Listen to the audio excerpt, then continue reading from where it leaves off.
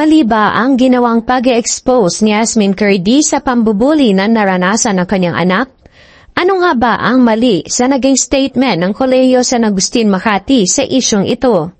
Narito ang buong detalye. You are watching Showbiz Ganap Global. Galit na galit ang mga netizens sa inilabas na statement ng Kolehiyo San Agustin Makati patungkol sa bullying issue sa anak ni Yasmin Curdy sa kanilang eskwelahan.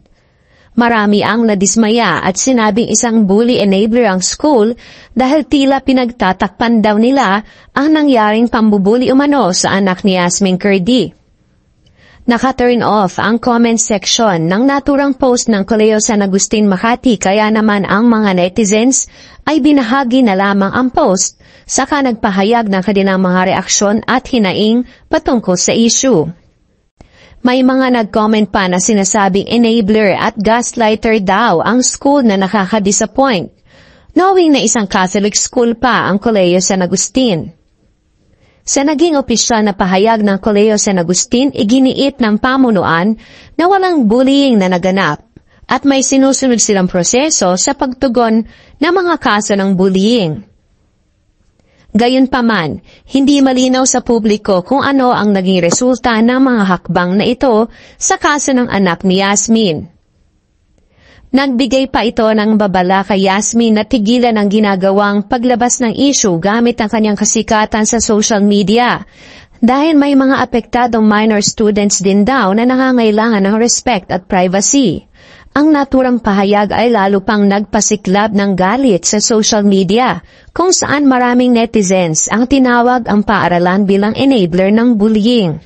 Narito ang buong statement ng Kolehiyo San Agustin sa pamamagitan ng kanilang legal counsels na sina Attorney Joseph Noel Estrada at Attorney Willard Yung ng Estrada na kinalo noong December 17, 2024. It is unfortunate that an incident among minor students have been blown out in the public.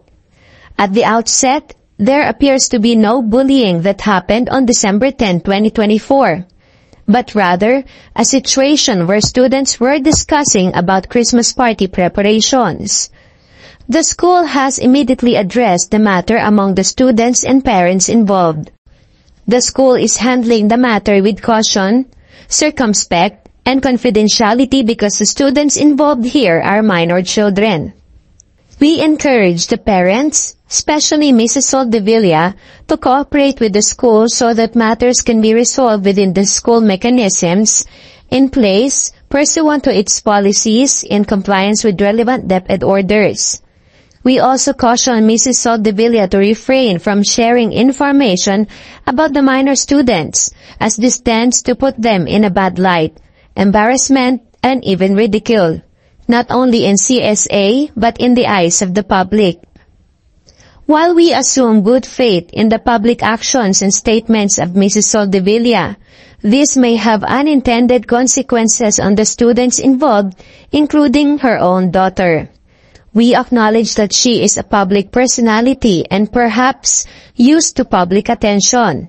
But the other parties, especially the minor students, value their privacy and hence deserve respect too. CSA supports raising awareness on bullying, but also mindful that the drawing or seeking unnecessary public attention does not help at all in the formation and correction of students and in eventually resolving their conflicts. The school environment is a place where there's constant interaction among students, which results almost always to emotions of joy, even frustration and anger. The undue branding of bullying of these interactions might result in disruptions in students' learning and growth. We therefore reiterate a request for circumspection and trust that the school is handling the matter in proportion to the seriousness of the incident brought to its attention.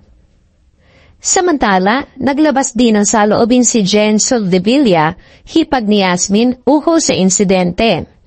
Sa isang Facebook post, ibinahagi niya ang kanyang galit at pagkadismaya sa naging tugon ng paaralan.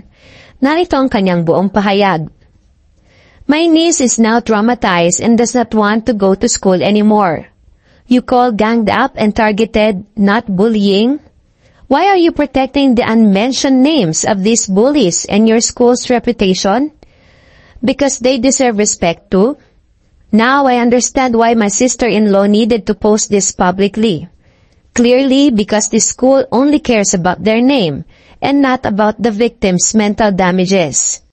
Also, this statement is now targeting and bullying my sister-in-law, who just wants to get justice from the incident that happened to my niece. Pure enablers and victim blamers. To all parents who plan to send their child to this school, think not twice, but as many times you have to. This school is pro-bully. DepEd Philippines, do something about this. December 11 nang unang ibahagi ni Yasmin Curdy ang patungkol sa pambubuli umano sa kanyang anak sa school. Sa pagbabahagi ni Yasmin, "Today, my daughter was targeted by a group of students in her class because she was unable to keep up with group messages about their upcoming Christmas party while we were out of the country. Surrounded by 79 students, Ayesha was blocked from leaving the classroom and was denied her food and recess. In other words, she was ganged up on. Ayesha took a vacation to relieve the stress caused by another student who harassed her by taking video without her consent. This caused her paranoia and anxiety. Ayesha is just a kid. She recently turned 12 and she has been enduring this type of bullying since grade 2. Alarmingly, this has led to the creation of an online Ayesha hate club targeting her. For some reason, some of these students are now in her class. I am not surprised that the parents of bullies come to their rescue. However, twisting events and claiming it was a regular student meeting and questioning back my daughter's behavior is absurd. Mind you, these are mostly girls if not all. Gusto mo bang gawin ito sa anak mong babae?" Sa isa pa niyang post, nagsorry ang celebrity mom sa kanyang anak. "I'm so sorry, Ayesha. You have to go through all of this because I am your mom. But I will always be here for you. I will protect you with all my life. You are beautiful inside and out." Sa gitna ng isyong ito, naging malakas ang mga reaksyon ng mga netizens na hindi lang sumusuporta kay Yasmin, kundi nagbigay din ng kanilang pananaw ukol sa sistema ng paaralan, lalo na sa pagtugon sa mga kaso ng bullying.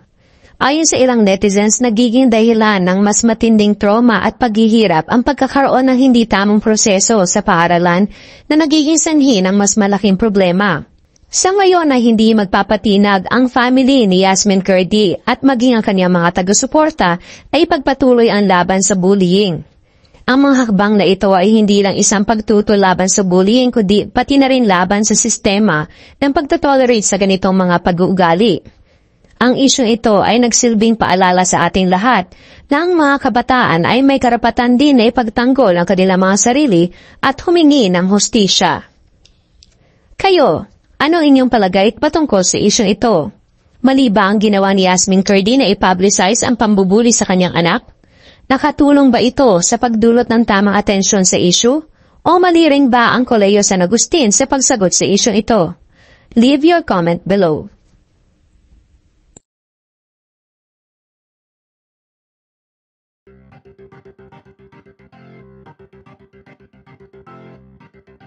Don't forget to subscribe and click the notification bell for more Showbiz Ganap Global updates.